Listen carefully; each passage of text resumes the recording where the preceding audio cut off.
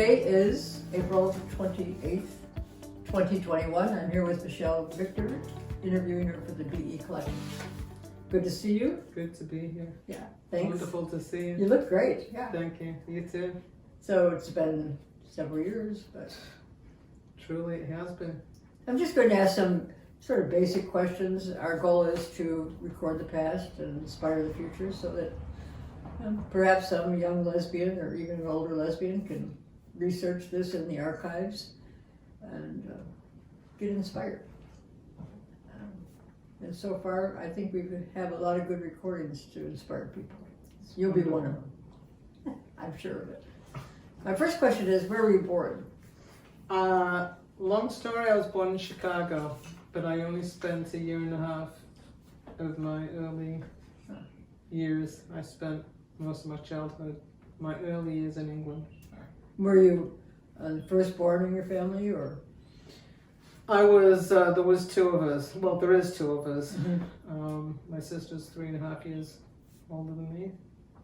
So you're the younger child. I'm the younger child. I'm the baby. Mm-hmm. And then, where in Chicago did you live? Do you remember? Did your parents live? Yes, and it's where I was born is now part of the Loyola campus. Mm-hmm. I know where that is. Okay. I'm from Chicago. Oh, that's right. That's fine. That's right. Special interest question. So they moved. I think is that the south side? Or is that the north side? It's worse. Okay. Mm-hmm. So when my sister was born, they were on the south side. And then you moved to England? We moved back to England. My So- parents are English. I see, they were from. And how long did you stay in England? We moved back here to LA when I was about 9-ish. Mm-hmm.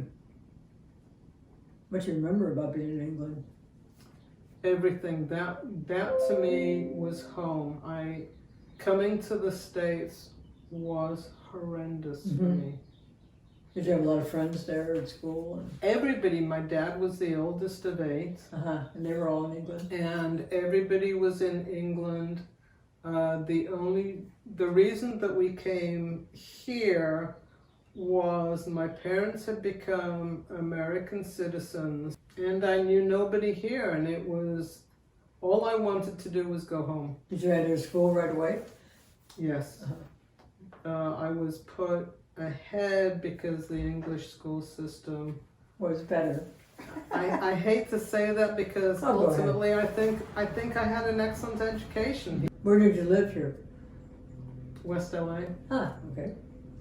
And it's interesting because we came at the same time as the Beatles came to the States. Were they on the same ship? And No. you would think that would have given me a bye, and yet, like I said, it was horrendous. Bullying, you mean? I was bullied. What would they bully you about?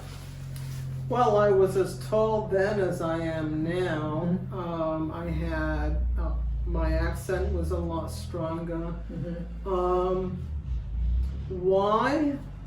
Why I was treated that way, ultimately, I don't know. So in your career, have you worked with children? Yes, most Yes. of my career until I went into administration, most of my career was working actively with children. So can that bullying experience explain part of that direction? That's a very good question. Mm-hmm. I don't know if it was that. I don't know if it was because I was working for the Jewish Community Center. Mm-hmm. Also with children? Yes. Uh-huh. Yes, I did I did after school daycare. And so I transitioned from the Jewish Community Center to the YMCA, then the YWCA, and then I went to work for Los Angeles County. So most of my career has been, even though in those early days, until I worked for the county, I always had 2 jobs. Mm-hmm. So Were you supporting yourself? I started supporting myself when I was, I actually did not move out of the house till I was 21. At what point did you become aware that your sexuality was different than your primary exposure to heterosexuality?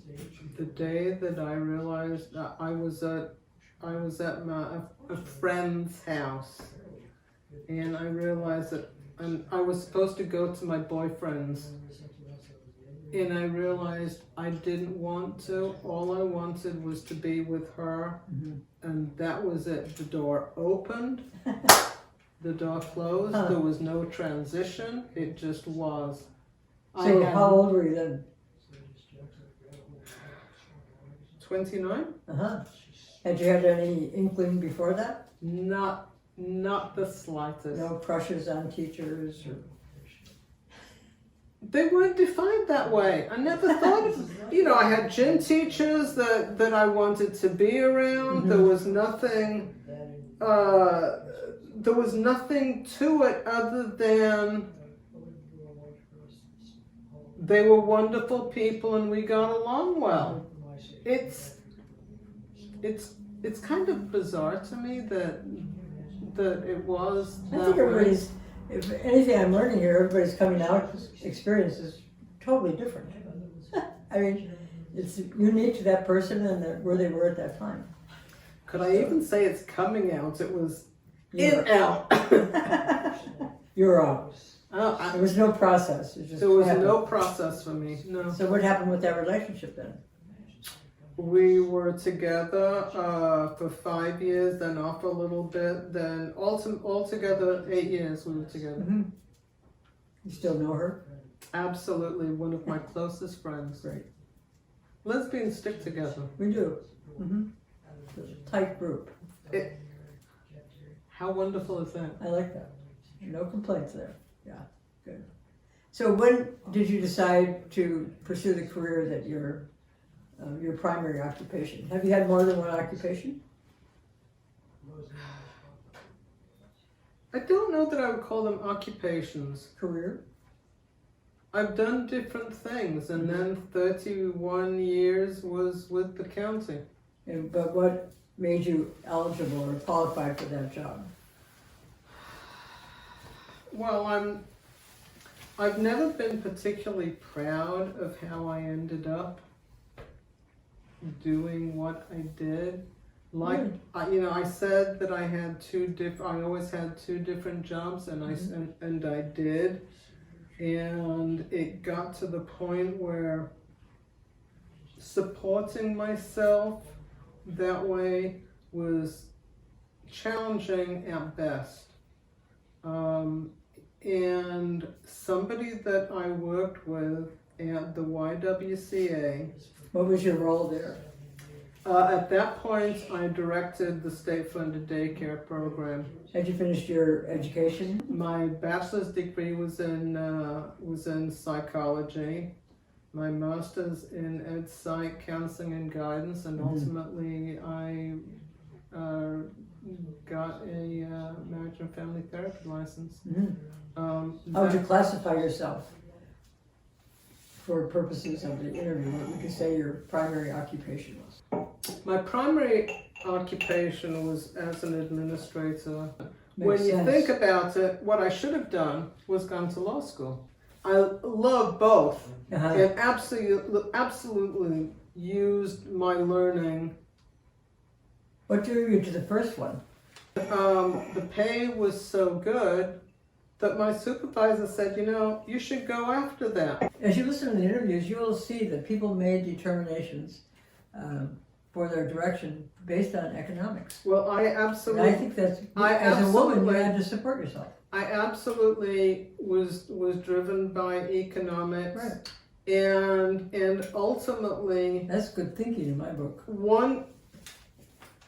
My mother always wanted me to become a civil servant. The last thing I never wanted was to become a civil servant. Look what happened. You know what? She was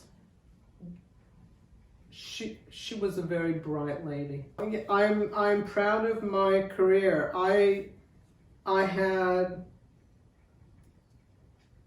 when you work for other people, it runs the gamut. You work for good people, you work for horrendous people. See, that's good information because of young women listening to this. It's all the people aren't wonderful that you're going to be in contact with. Absolutely. And No matter who you are, yes, it's who they are. yes. Well, and I mean, it's always a learning journey anyway, and so I probably was difficult at times, but I worked for some people who were just horrendous, who would be yelling at me. These are supervisors? Yes. Uh-huh. Uh-huh. Did you have any exposure to your sexuality during all this time? I had people who knew, and I had people who didn't know, or who may have known, but I never said anything. Would you advise someone to be out? I wouldn't advise one way or another. I Uh-huh. think it depends on who you're working with. Some of the department directors knew exactly who I was and who I was with, and others you just didn't discuss it because ultimately it was about the work. Is that a profession that you would recommend for people in terms of needing wage increasing and support?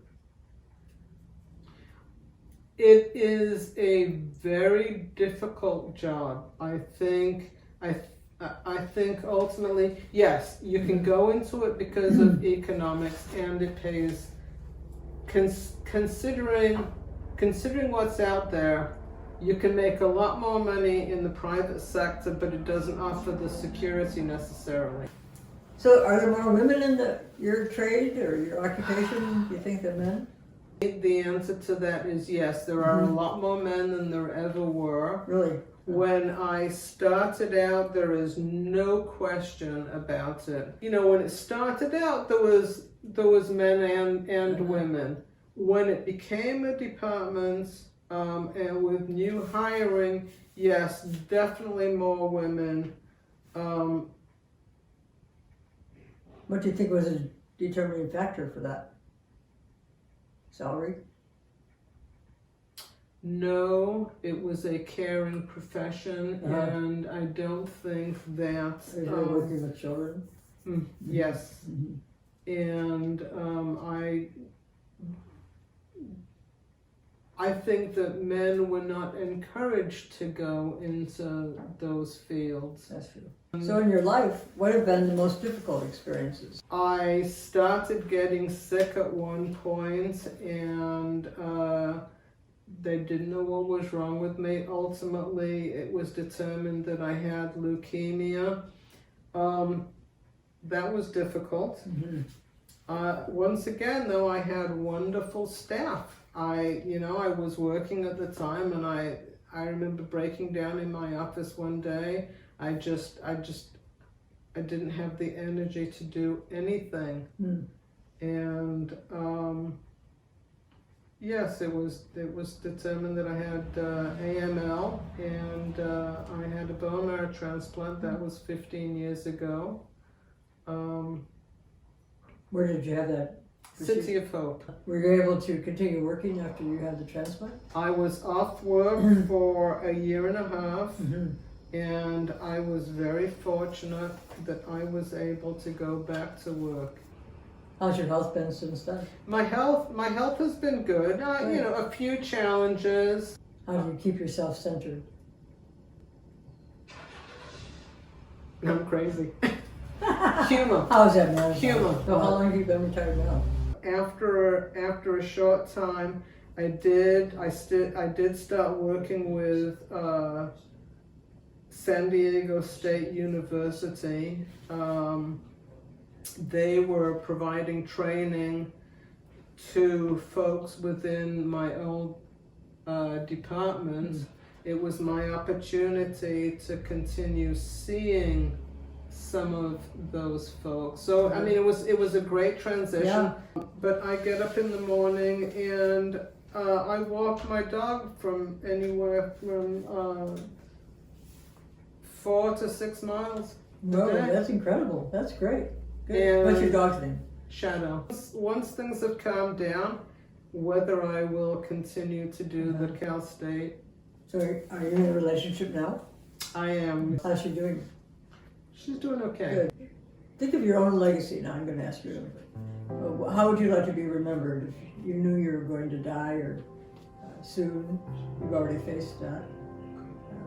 How would you like people to remember you? What would you like them to remember about you? I would like them to see me as being somebody who was principled, somebody who was kind, which can always be difficult at times. But I was so fortunate to work for the people that I did at the end because I retired on such a high. And not everybody gets that opportunity. That's right. But when I look at my entire career, even the people who were yelling at me, whatever, even those people taught me so much. You know, you've got both, but everybody teaches you something.